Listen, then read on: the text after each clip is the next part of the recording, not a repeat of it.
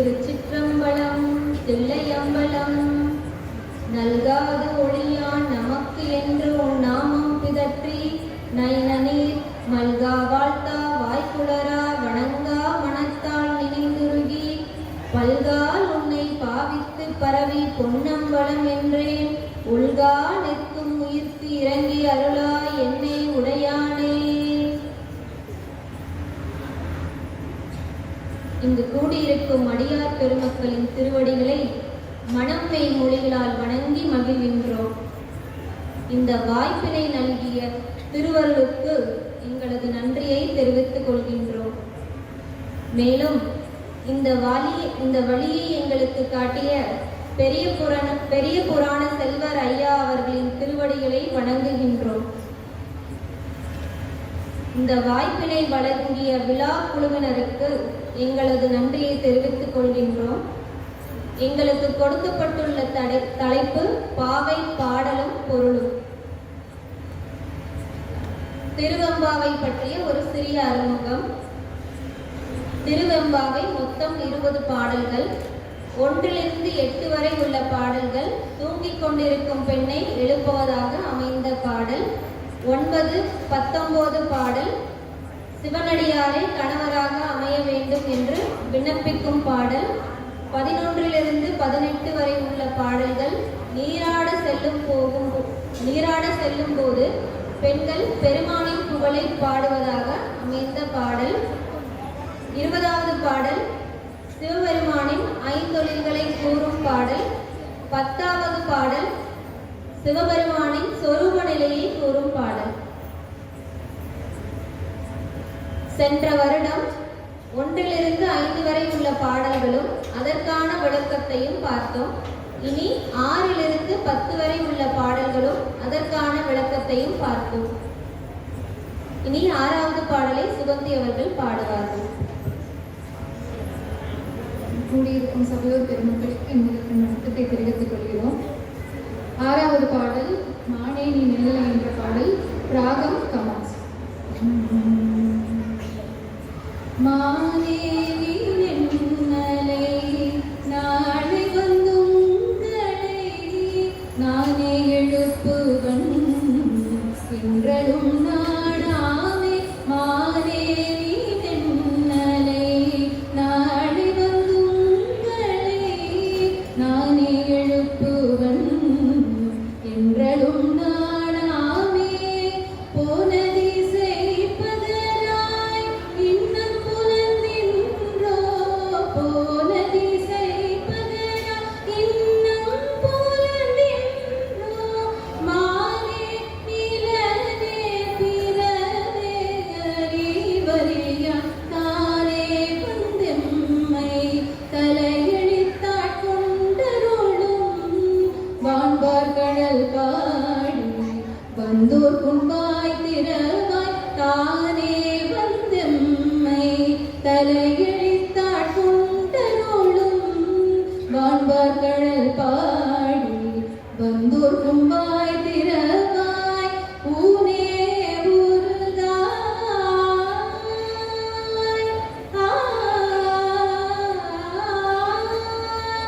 ஊனே உருகாய் உனக்கே ஊரும் எமக்கும். ஊனே உருகாய் உனக்கே ஊரும் எமக்கும். ஏனோர்க்கும் தங்கோனை பாடேலோர் எம்பாவாய். ஏனோர்க்கும் தங்கோனை பாடேலோர் எம்பாவாய்.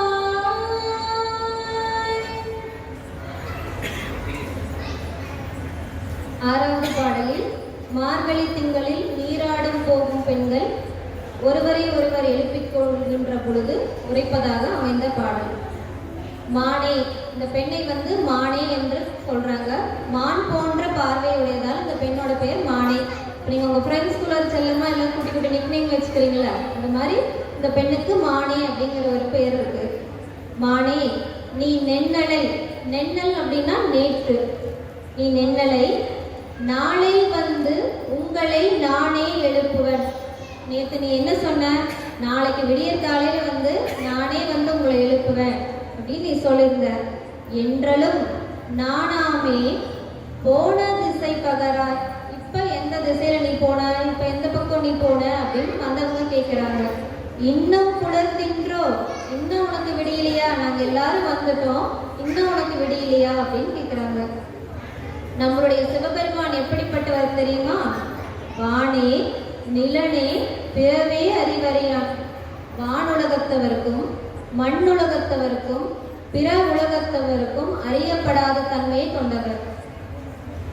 அவர் தானே வந்து வழிய வந்து அடியார் பெருமக்களை ஆட்கொள்றாரு, அருள் செய்யறாரு. எப்படி அருள் செய்யறாருன்னா, எம்மைனா இந்த அடியார்கள் தானே வந்து எம்மை தலையெளித்தாற் கொண்டருளும் வான்வார் கடல் பாடி வந்தோர்க்கும். எப்படி வந்து அருள் செய்யறாருன்னா, அவரோட மேலான கருணையோடவும் திருவடி இன்பத்தையும் வந்து அடியார் பெருமருக்கு அருள் செய்கிறார். மேலான கருணைன்னா உங்களுக்கு தெரியும், எல்லா விஷயத்திலையும் அவர் கருணையோடு இருக்கிறாரு. திருவடி இன்பம் அப்படின்னா நாம் அனுபவிக்கிறது எல்லாமே சிற்றின்பம். நம்மளோட ஐம்பொறிகளை பயன்படுத்தி தான் வந்து எதுவாக இருந்தாலும் அனுபவிக்க முடியும்.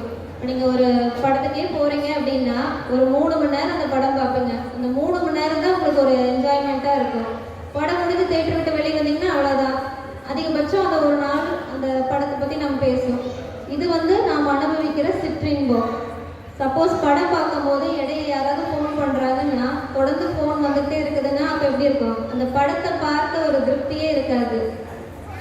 அப்போ நாம் அனுபவிக்கிற இன்பம் சிற்றின்பம் கொஞ்ச நேரத்துக்கு தான் இருக்கும், இடையூறாகவும் இருக்கும். ஆனால் திருவடி இன்பம் அப்படின்னா தொடர்ந்து இன்பமாக இருக்கும், எந்த இடையூறும் இல்லாமல் இருக்கும்.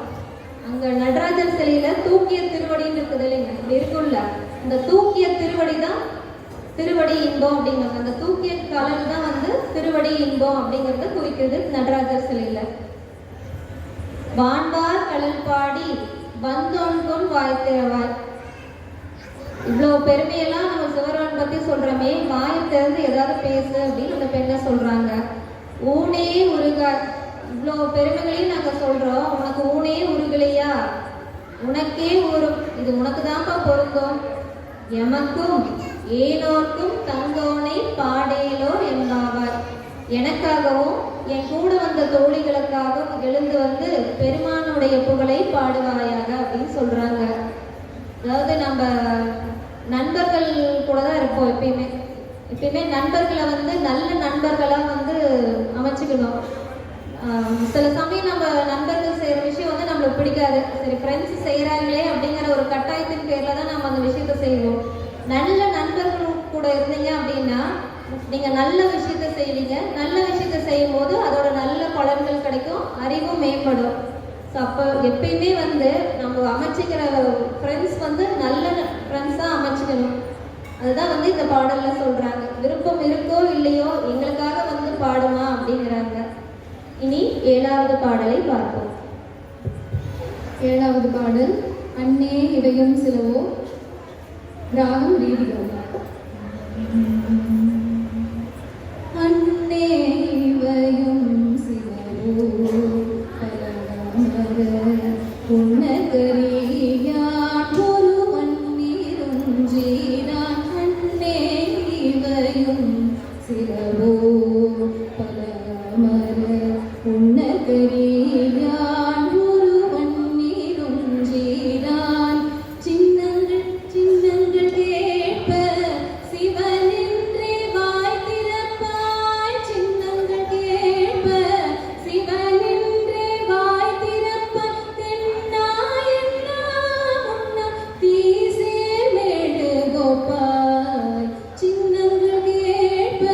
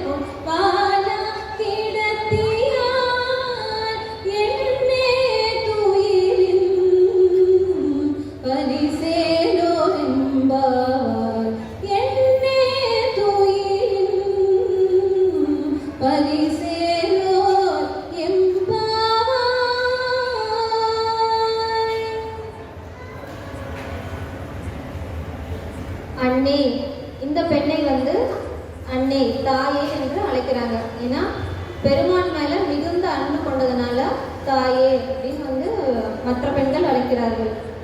இவையும் சிலவோ, இப்படிப்பட்ட குணங்களும் உனக்கு இருக்குதா? நாங்கள் எல்லாரும் வந்துட்டோம், ஆனால் நீ இன்னும் தூங்கிட்டு இருக்கிறியே, இப்படிப்பட்ட ஒரு தன்மைகளும் உனக்கு இருக்குதா அப்படிங்கிறாங்க.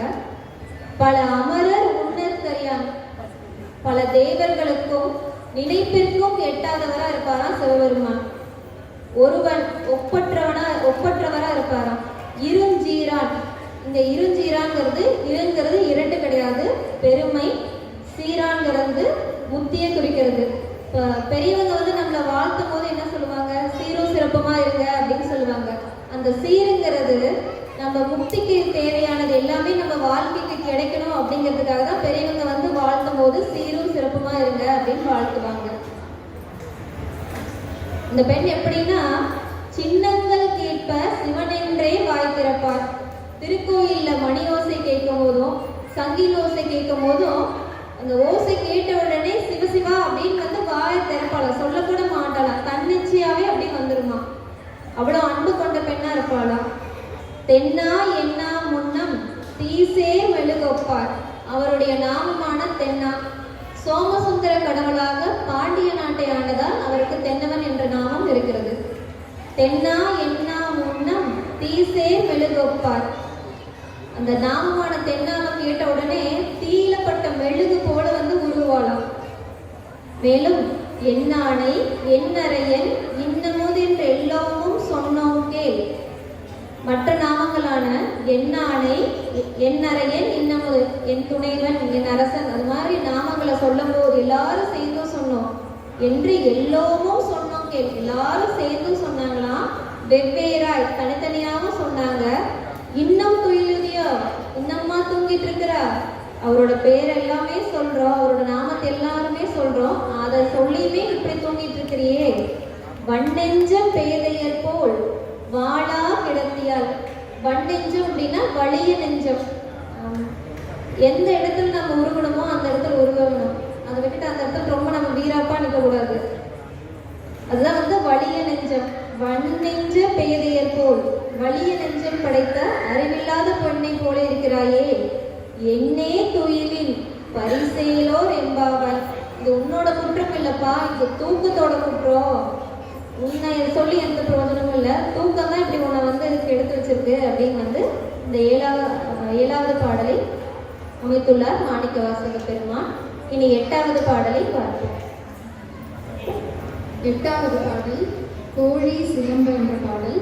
அமைந்திருக்கும் ராகம் தன்யாசி.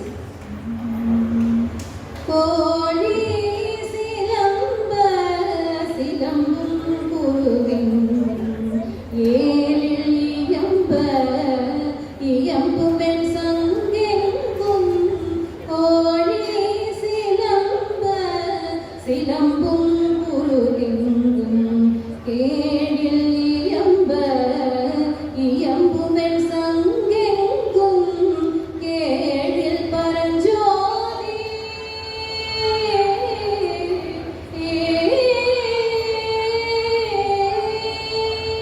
கேழில் பரஞ்சோதி கேழில் பழங்கருணை. கேழில் பரஞ்சோதி கேழில் பழங்கருணை. கேழில் விழும் பொருள்கள் பாடினும் கேட்டிலையோ. ஆழிதென்ன உறக்கமோ வாய் திறவாய். ஆழியான உடைமை ஆமாறும் எவ்வாறோ. வாழிதென்ன உறக்கமோ வாய் திறவாய். ஆழியான உடைமை ஆமாறும் எவ்வாறோ. ஊழி முதல்வனாய் நின்ற ஒருவனை. ஊழி முதல்வனாய் நின்ற ஒருவனை. ஏழை பங்காளனையே பாடலோரெம்பாவாய்.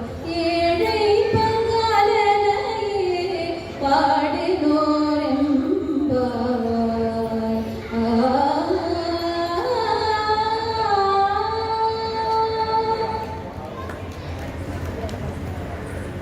தோழிகள் ஒருவரைக்கொருவர் எழுப்புவதாக அமைந்த இறுதியான 8வது பாடல். மொத்தம் 8 பாடல்கள் சொல்லியிருக்கோம்ல, 1லிருந்து 8 வரை உள்ள பாடல்கள் உறங்கிக் கொண்டிருக்கும் தோழியை எழுப்புவதாக அமைந்த பாடல். 8வது பாடலோட உறங்கிக் கொண்டிருக்கும் கடைசி பெண்ணை வந்து எழுப்புவதாக அமைத்துள்ளார் மாணிக்கவாசக பெருமான். கோழி சிலம்ப. சிலம்பு அப்படின்னா ஒளி எழுப்புதல். கோழி வந்து முதல்ல ஒளி எழுப்பும். சிலம்பும் குருகெங்கும். அதை தொடர்ந்து குருகு அப்படின்னா பறவைகளோட பொது பெயர். கோழி ஃபர்ஸ்ட் போனதுக்கு அப்புறம் தான் வந்து பறவைகளும் அதோட ஒளி எழுப்புமா. அதுக்கப்புறம் திருக்கோயில்ல ஏழில் இயம்ப, திருக்கோயில்ல நாதஸ்வரம் இசைப்பாங்க. பின் இயம்பும் வெண் சங்கெங்கும், அடியார் பெருமக்கள் வெண் சங்கினை ஒலிக்க செய்வார்கள். ஃபர்ஸ்ட் கோழி என்ன காலையில சத்தம் எழுப்புன்னு தெரியுமா? 5:30 5:40. ஏன்னா அந்த காலத்துல வாட்ச் எல்லாம் எதுவும் கிடையாது. இப்போ நீங்க பாத்தீங்கன்னாலும் பாசூர்ல பாத்தீங்கன்னாலும் அந்த டைமுக்கு வந்து ஒவ்வொரு டைம்லயும் வந்து அந்த மணி ஒரு ஓசை எழுப்புவாங்க. கரெக்டா 5 கிலோமீட்டர் வரைக்கும் உங்களுக்கு அதோட சத்தம் கேட்கும். கோழி சிலம்ப சிலம்பும் குருகெங்கும், ஏழில் இயம்ப இயம்பும் வெண் சங்கும், கேளில் பரங்கருணை கேளில் பரஞ்சோதி கேளில் பரங்கருணை கேளில் விழுப்பொருள்கள் பாடினோம் கேட்டிலையோ.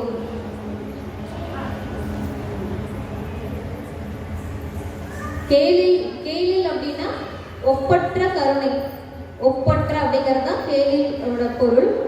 கேளில் பரஞ்சோதி ஒப்பற்ற பரஞ்சோதியாகவும், கேளில் பரங்கருணை ஒப்பற்ற பரங்கருணையாகவும், கேளில் விழுப்பொருள்கள் அப்படின்னா சிவபெருமானுக்கு 8 தன்மைகள் இருக்கும், 8 குணங்கள் இருக்கும். அந்த தன்மைகள் எல்லாமே பாடணுமே, உன் காதல விழுவலையா அப்படின்னு வந்த பெண்கள் கேட்குறாங்க. இந்த கேளில் பரங்கருணை, அவரோட கருணையில் பார்த்தீங்கன்னா குழந்தை தாய் வீட்டில் இருக்கும்போது 9 மாதங்களும் வந்து இருட்டறையில தான் இருக்கும். நம்ம வந்து பவர் கட் ஆயிடுச்சுன்னா 1 மணி நேரம் பவர் கட் ஆயிடுச்சுன்னா நம்ம என்ன சொல்றோம், இந்த கவர்மெண்ட் சரியில்லை, இவங்க எப்படி பண்றாங்க அப்படின்னு அவங்கள திட்ட ஆரம்பிச்சிடும். ஆனா குழந்தை வந்து 9 மாதங்களும் இருட்டறையில தான் இருக்கும்.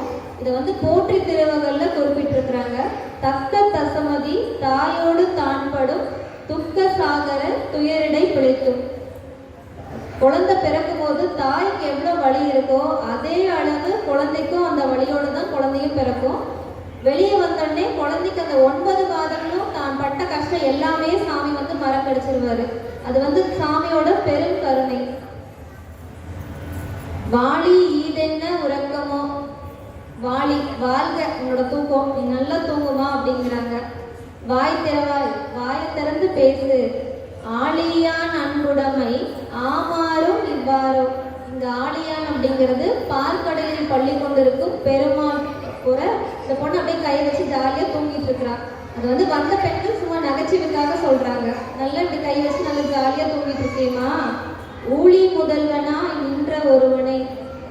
ஊழி முதல்வனா அப்படின்னா சர்வ சங்கார காலம் அப்படின்னு ஒரு காலம் வரும். அப்ப வந்து எல்லா பொருட்களும் அழிந்து சிவபெருமான் மட்டும்தான் இருப்பாரு. அப்ப வந்து ஒப்பற்றவரா தான் இருப்பாரு. எல்லாமே அழிஞ்சு அவர் மட்டும்தான் இருப்பாரு. ஊழி முதல்வனாய் நின்ற ஒருவனை ஏழை பங்காளனையே பாடையலோர் என்பாவார். இங்க ஏழைங்கிறது வறுமையை குறிக்கிற சொல் கிடையாது. ஏழைங்கிறது உமையம்மையை பாகமாக கொண்டவர். உமையம்மைக்கு இன்னொரு பெயர் ஏழை. ஏழை பங்காளனையே பாடையலோர் என்பாவார். முந்தைய வரியில வந்து ஊழி முதல்வனாய் நின்ற ஒருவனை, அவர் மட்டும்தான் வந்து உலகெல்லாம் அழிஞ்சதுக்கு அப்புறம் அவர் மட்டும்தான் இருப்போம்னு சொல்லியிருந்தோம். அடுத்த வரையில வந்து ஏழை பங்காளனையே பாடையலோர் என்பாவர், உமையம்மையை பாகமாக கொண்டவர்னு சொல்லியிருக்காங்க. இறைவன் வந்து ஒருத்தர் தானே, அப்புறம் எப்படி அம்பிகையும் வராங்க? மொத்தம் வந்து 3 வடிகளை வந்து பெருமான் இருப்பாரு. அருவம், உருவம், அருவுருவம். அருவம்னா உருவமற்ற தன்மை. பொதுவா நம்மளால வந்து ஒரு பொருள் வந்து சொன்னாதான் அதை வந்து நம்ம கற்பனை பண்ணி அதை நம்ம நினைவு கொண்டு வருவோம். அப்படி எதுவுமே இல்லைன்னா நம்ம அந்த பொருள் மேல ஒரு கான்சன்ட்ரேஷனோ இல்லை ஒரு ஃபோக்கஸே பண்ண முடியாது. அப்படிப்பட்ட தன்மை தான் அருவம். அது வந்து அருளாளர்களுக்கு மட்டும்தான் அது வந்து விளங்கும். உருவம் அப்படின்னா இங்க நடராஜர் அம்பிகையா இருக்கிறது தான் உருவத்தன்மை. அதாவது சிவம், சக்தி, அம்மையப்பர், நடராஜர் அம்மை அது போன்ற வடிவங்கள் தான் உருவம். அரு உருவம் அப்படின்னா நம்மளுடைய சிவலோகநாத பெருமான் மேல பானமும் கீழே ஆவுடையாரும் இருக்கிறது. இப்ப இறைவன் ஒன்றுதான், பட் ஆனா ரெண்டு பேரும் எப்படி இருக்கிறாங்க அப்படின்னா சிவமா இருக்கும் போது அறிவு பொருளா இருப்பாரு. அதே இப்ப நம்ம உயிர்களுக்கு ஏதாவது ஒரு நன்மை கொடுக்கணுமோ இல்லை அந்த உயிர்களுக்கு அனுபவத்தை கொடுக்கும் போதும் ஒரு ஆற்றல் வெளிப்படும் போது அது சக்தியா வரும். அதுதான் அம்மை அப்படின்னு சொல்றோம், சக்தி அப்படிங்கிறது. எப்படி ஒரு கார் வீட்டுல இருக்கும்போது அப்படியே சாதாரணமா அதனால எந்த பயனும் இல்லை. அதே இப்ப நம்ம ஒரு கோயம்புத்தூர் போகணும் அப்படின்னா அந்த காரை பயன்படுத்தி நம்ம கோயம்புத்தூர் போவோம். அப்போ அதோட ஆற்றல்னால அதுக்கு தேவையானதெல்லாம் போட்டு நம்ம கோயம்புத்தூர் போயிடுவோம்ல. அப்போ ஒரு சக்தி, அந்த காரால் நம்மளுக்கு ஒரு பயன் கிடைக்குது. நம்மளுக்கு என்ன தேவையோ அது நம்மளுக்கு கிடைக்கும் போது அப்போ பெருமான் சக்தி ரூபமா வருவாரு. இனி 9வது பாடலை பார்ப்போம். 9வது பாடல் முன்னை பழம்பொருட்கும். இது அமைந்திருக்கும் ராகம் நாட்டுக்குறிஞ்சி. முன்னை பழம் பொருட்கும் முன்னை பழம் பொருளே பின்னை புதுமை கேட்டும் அப்பெற்றியனே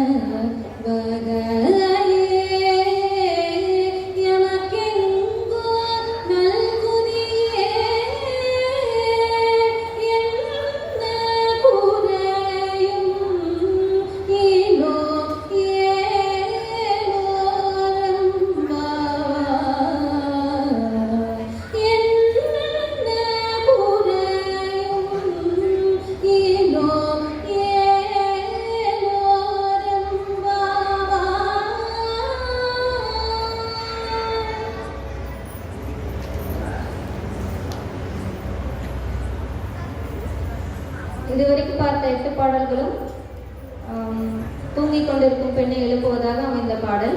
நீ 9வது பாடல் நீராட செல்லும் போது போற வழியில பெருமானின் புகழை பாடுவதாக அமைந்த பாடல். அவங்க போகும்போதும் பெருமானுடைய புகழை பாடுறாங்க. நாமளா இருந்தா என்ன செய்வோம்? இந்த ஃபர்ஸ்ட் பொண்ணு என்ன சொன்னா, அவன் ஏன் இவ்வளோ லேட்டு, கடைசி பொண்ணு ஏன் இவ்வளோ லேட்டு அப்படின்னு நம்மளுக்குள்ள டிஸ்கஸ் பண்ணிட்டே இருப்போம். இங்க போகும்போதும் பெருமானுடைய புகழை பாடிக்கிட்டே போறாங்க. மேலும் இந்த 9வது பாடல் அடியாரே கணவராக அமைய வேண்டும் அப்படிங்கிற விண்ணப்பிக்கும் பாடல். முன்னை பழம் பொருட்கும் முன்னை பழம் பொருளே பின்னை புதுமைக்கும் பேத்தும் அப்பெற்றியனே. முன்னை பழம் பொருட்கும் முன்னை பழம் பொருளே. நம்ம எது பழமையான பொருள், எது ரொம்ப பழசு அப்படின்னு ரொம்ப பழமையான பொருள் அப்படின்னு சொல்றோமோ அதை விட ரொம்ப பழமையானவர் நம்மளுடைய சிவபெருமான். பின்னை புதுமைக்கும் பேத்தும் அப்பெற்றியனே. எது ரொம்ப அட்வான்ஸ் இல்லை லேட்டஸ்ட்னு அப்படின்னு நம்ம சொல்றோமோ அதை விட ரொம்ப அட்வான்ஸா இருக்கிறவர் தான் நம்மளுடைய பெருமான். எப்படின்னா முதல்ல ஆட்டாங்கல்ல நம்ம மாவு அரைச்சோம், அதுக்கப்புறம் வீட்டுக்கு ஆட்டாங்கல் இருந்துச்சு, அதுக்கப்புறம் கிரைண்டர், ஒரு டேபிள் டாப் கிரைண்டர் இருந்துச்சு. இப்போ அதை விட அட்வான்ஸாக என்ன பண்ணுறோன்னா மிஷினில் கொடுத்தோன்னா மேலே அரிசி போட்டால் கீழே மாவு வந்துடுது. வீட்டில் அரைக்கிற வேலைக்கு மிச்சம் பண்ணிடுறோம். இன்னும் கொஞ்ச நாள் போனால் கடையிலே மாவு ரெடிமேடாக இருக்கும், அதையும் சீக்கிரம் வாங்கிட்டு இன்ஸ்டண்ட்டாக அந்த வேலைக்குமே குயிக்காக முடிக்க தான் முயற்சி பண்ணுவோம். நம்ம முன்னை பழம்பொருளுக்கு முன்னை பழம்பொருளே பின்னை புதுமைக்கும் பேர்த்தும் எப்பிற்றேன். எது நம்ம பழமைன்னு சொல்றோமோ அதை விட பழமையானவர் நம்மளுடைய பெருமான். எது புதுமைன்னு சொல்றோமோ அதை விட ரொம்ப அட்வான்ஸா இருக்கிறவர் தான் பெருமான். ஒரு பொருள் பழசுலையும் சிறப்பா இருக்கணும், புதுசுலையும் சிறப்பா இருக்கணும் அப்படின்னா அது எந்த பொருளா இருக்கும்? அது நம்மளுடைய சிவபெருமான் தான். ஏன்னா ஒரு பொருள் பழசுல ரொம்ப சிறப்பா இருந்துச்சுன்னா அதை புதுசை அதால ஈடு கொடுக்க முடியாது. புதுசு ஈடு கொடுத்தா பழசை அதால ஈடு கொடுக்க முடியாது. இப்போ பழசுலையும் சிறப்பா இருக்கணும், புதுமையிலையும் சிறப்பா இருக்குன்னா அது நம்மளுடைய சிவபெருமான் தான். ஏன்னா உலக பொருட்கள் எல்லாம் கால எல்லைக்கு உட்பட்டவை. ஒரு காலத்துல தோன்றும், மறுபடியும் இன்னொரு காலத்துல அது அழிஞ்சு போயிடும். ஆனா பெருமான் அப்படி இல்லை. முக்காலம் எல்லா நேரமும் அவர் நம்ம கூடவே இருப்பாரு. அவர் காலத்தையும் இடத்தையும் கடந்தவர். எப்படி அவர் அறியலாம் அப்படின்னா அவருடைய ஞானத்தை கொண்டுதான் அவர் அறிய முடியும். இப்ப நம்ம கிட்ட இருக்கிற ஐம்புலன்களை வைத்தோ இல்ல நம்ம கிட்ட இருக்கிற சிற்றலை வைத்தோ நம்மளால அறிய முடியாது. நம்ம ஒரு விஷயத்த சொன்னாலோ இல்ல கேட்டாலோ அப்படிங்கிற மட்டும்தான் நம்மளுக்கு அது புரியும், அது நம்மளுக்கு தெரிய வரும். ஆனா அவருடைய அறிவுங்கிறது அவரை தெரிஞ்சுக்கணும் அப்படின்னா அவரோட ஞானத்தை கொண்டுதான் அவர் அறிய முடியும். எப்படின்னா சூரியனை சூரிய ஒளியால் நம்ம பார்க்கிற மாதிரி. உன்னை பிரானாக பெற்ற உன் சீரடியும். அப்படிப்பட்ட பெருமானை தலைவனாக பெற்றவர்கள் உன் சீரடியார்கள். உன்னடியார் தாழ் பணிவோம். அப்படிப்பட்ட அடியார்களையே நாங்கள் வணங்குவோம். அவர்க்கே பாங்காவோம். அவர்களுக்கே நாங்கள் நண்பராக இருப்போம். அன்னவரே எம் கணவர் ஆவார். அப்படிப்பட்ட அடியாரே எங்களுக்கு கணவரா அமைவாரு. அவர் உகந்து சொன்ன பரிசை தொழும்பாய் பணி செய்வோம். அவர் அன்புடன், அதாவது எனக்கு கணவர் அடியாரா அமைஞ்சா அப்படின்னா அவர் அன்புடன் சொல்வதை சிரம் மேற்கொண்டு பணி செய்வோம். அவர் என்ன விரும்புகிறாரோ அதாவது சிரம் மேற்கொண்டு பணி செய்வோம். இதற்கு ஒரு உதாரணம் எதுன்னா சிறு தொண்டர் புராணம். பெரிய புராணத்துல இருக்கிற சிறு தொண்டர் புராணம் சுருக்கமா சொல்லிடுறேன். சிறு தொண்டர் என்ன செய்வாருன்னா டெய்லி ஒரு அடியாருக்கு உணவை கொடுத்து தான் அவர் உழுவாரு. ஒரு நாள் என்னாச்சுன்னா அடியாரே வரல. கடைசியா சாமியே வட அடியாரா வந்தாரு. அவர் என்ன கேட்கிறாருன்னா, ஐயா நீங்க வாங்க எங்க வீட்டுக்கு சாப்பிடலாம்னு சொல்றாரு. அதுக்கு சாமி என்ன சொல்றாருன்னா, இல்லப்பா நான் கேட்கறத உன்னால கொடுக்க முடியாது அப்படிங்கிறாரு. இல்ல சாமி நீங்க என்ன கேட்டாலும் நான் உங்களுக்கு தரேன் அப்படின்னு சொல்றாரு. இல்ல எனக்கு பசு தான் வேணும் அப்படிங்கிறாரு.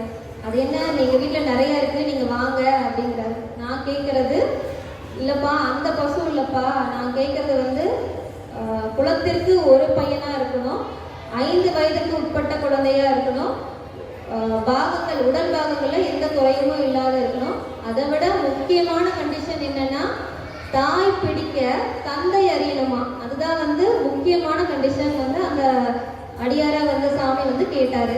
அதுக்கு சிறு தொண்டர் என்ன சொல்லிட்டாரு, சரிங்க நீங்க எப்படி கேட்கறீங்களோ அதே மாதிரி தாய் பிடிக்க தந்தை அறியணும். அதே மாதிரி அறிஞ்சு எல்லாமே சமைச்சு அவருக்கு பரிமாற வந்தாரு. அவர் என்ன சொன்னாரு, நீங்க எல்லாம் ரெடி பண்ணுங்க, நான் குளத்துல போய் குளிச்சுட்டு வந்துடுறேன் அப்படின்னாரு.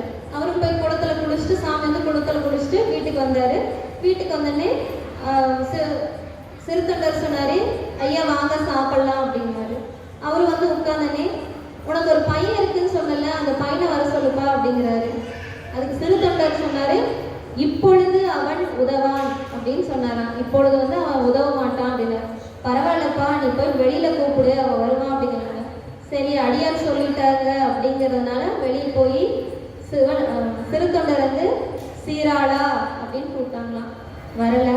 அம்மா நீங்களும் போய் கூப்பிடுங்க அப்படின்னு அவங்க மனைவியை சொன்னாங்க. அவங்க போய் செய்யமணியே சீராளா அப்படின்னாங்க. என்னதான் அப்பா கூப்பிடுறதுக்கும் அம்மா கூப்பிடுறதுக்கும் எவ்வளவு வித்தியாசம் இருக்கு. ஒரு அன்போட இப்போ நம்ம என்னடா தங்கம் அப்படின்னு நம்ம கூப்பிடுறோம்ல, அதனால தாய் கூப்பிட முடியே செய்யமணியே சீராளா அப்படின்னு கூப்பிட்டாங்க.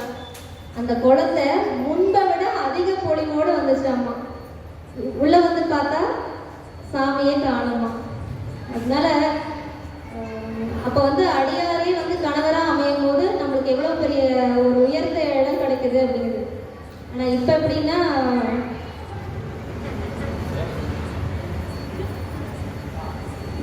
கணவன் மனைவி சரவடியாகவும் கணவன் புஷ்பானமாகவும் இருந்தால் என்னாலும் இன்ப நாளே. அப்படி இருந்தாதான் இப்ப இருக்கிற வாழ்க்கை ஓடுது. இது வந்து உலகிற்கு அடியாரா இருக்கும் போது இப்படி இருக்காது.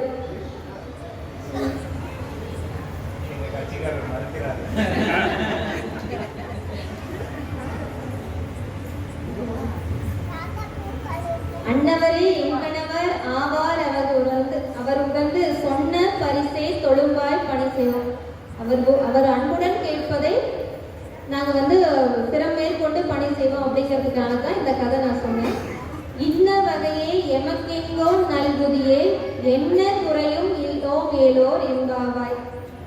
அப்படிப்பட்ட அடியார்களே நாங்கள் கணவராக அடைய பெருமாயின். இந்த முறையே எனக்கு வந்து அடியாரே கணவராக கிடைச்சாரு அப்படின்னா எனக்கு எந்த குறையும் இல்லை அப்படிங்கிறத இந்த பெண்கள் பாடுறாங்க. என்ன குறையும் லோ மேலோர் இதை தவிர வேற எங்களுக்கு எந்த குறையுமே இல்லை.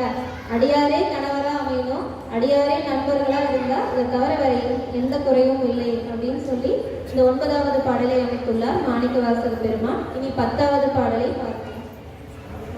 10வது பாடல் பாதாளம் 7 என்னும் கீழ் அமைந்துள்ள ராகம் சுத்தசாமி.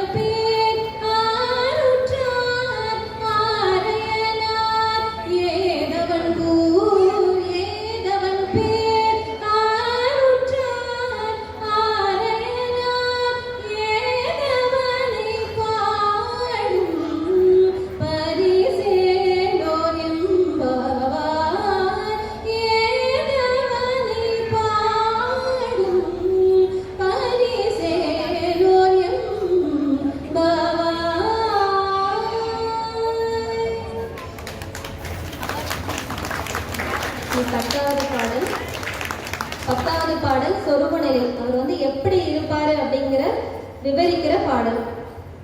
பாதாளம் 7 கீழ் சொற்களிடு பாதமலர்.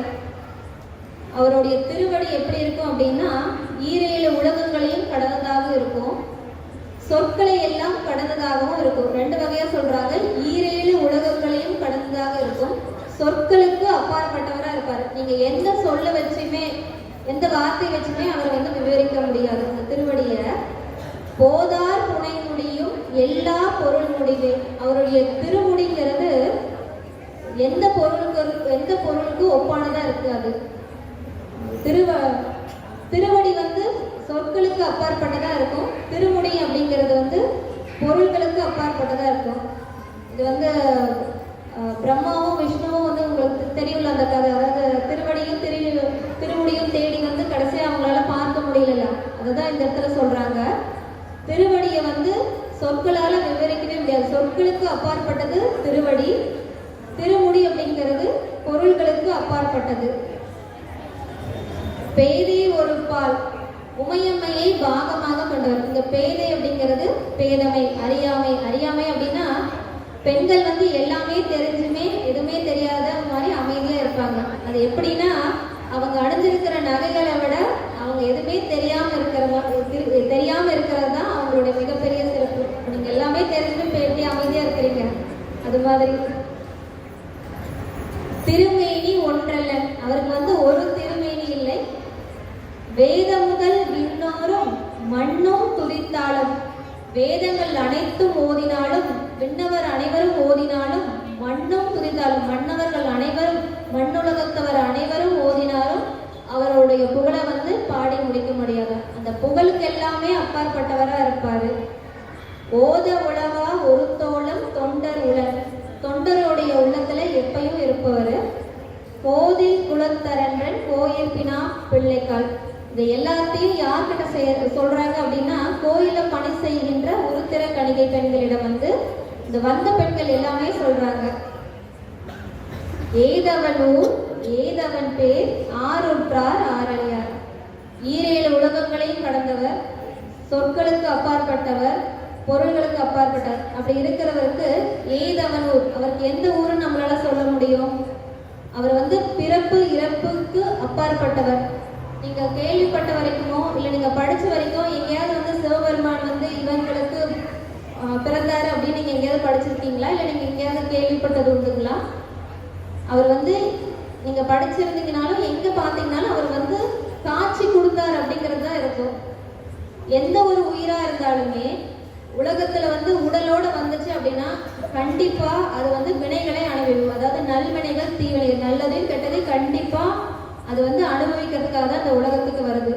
நீங்க வந்து யாரை குறிப்பிட்டீங்கனாலுமே உடலை கொண்டு வந்தாங்க. அதாவது வந்து எந்தவா இருந்தாலும், ஒரு மாடோ இல்லை மனிதர் யாரா இருந்தாலுமே உடல்களை தாங்கி இந்த உலகத்துக்கு வந்தாங்க அப்படின்னா கட்டாயம் இன்ப துன்பங்களை அனுபவிக்கவே இந்த உலகத்துக்கு அவர் அனுப்புவார். ஏன்னா அந்த அனுபவம் இருந்தாதான் அந்த உயிர் வந்து பக்குவப்படும். அதோட அறிவை வந்து மேம்படுத்துறதுக்காக தான் வந்து பெருமான் வந்து நம்மளை வந்து இந்த உலகத்துல வந்து படைக்கிறாரு. ஆனா அவர் வந்து பிறப்புக்கும் இறப்புக்கும் அப்பாற்பட்டவர். அவருக்கு எங்கேயும் பிறப்பு இல்லை, எங்கேயும் இறப்பு இல்லை, ஆதியும் அந்தமும் இல்லா அருள் பெருஞ்சோதி அவரு.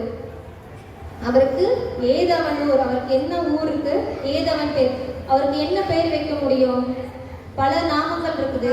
அவருக்கு இதுதான் பேரு, இவருக்கு இதுதான் பேர் அப்படின்னு ஒரு பேர் சொல்ல முடியுங்களா? எண்ணற்ற பெயர்களை கொண்டவர். ஆருற்றார், அவங்களுக்கு வேண்டவங்களும் யாரும் இல்லை, ஆரையலார், வேண்டவங்களும் யாரும் இல்லை, வேண்டாதவங்களும் யாரும் இல்லை. எல்லாத்தையும் சரிசமமா அவர்களுடைய வினைகளுக்கு தக்கவாறு அவர்களுக்கு உடலையே கொடுப்பார். ஏதவனை பாடும் பரிசெயலோர் என்பாவார். ஏதவனை பாடும் பரிசெயலோர் என்பாவானா அவருடைய புகழை என்ன சொல்லி பாடுறது? புகழுக்கெல்லாம் அப்பாற்பட்டவரா இருக்கிற போய் நாங்க என்ன சொல்லி பாடுறது அப்படின்னு சொல்லி 10வது பாடலில் மாணிக்கவாசக பெருமான் அமைத்துள்ளார். இனி இறுதியாக இந்த செய்தியை உங்க கூட பகிர்ந்துக்கணும்னு விரும்புறேன். இறைவன் அருளுடைய கோயில், இறைவன் அறிவுடைய பொருள், உயிரும் அறிவுடைய பொருள் தான், நாமளும் அறிவுடைய பொருள் தான். ஆனா நம்ம கிட்ட இருக்கிற ஆணவத்தினால நம்மளுடைய அறிவு வந்து மறைக்கப்படுகிறது. அந்த ஆணவத்தை போக்கி தன்னை, அந்த உயிரும் வந்து தன்னை போல அறிவுடைய பொருளா இருக்கணும் அப்படிங்கிறதுக்காக தான் இந்த உலக வாழ்க்கையை அவர் கொடுக்கிறாரு.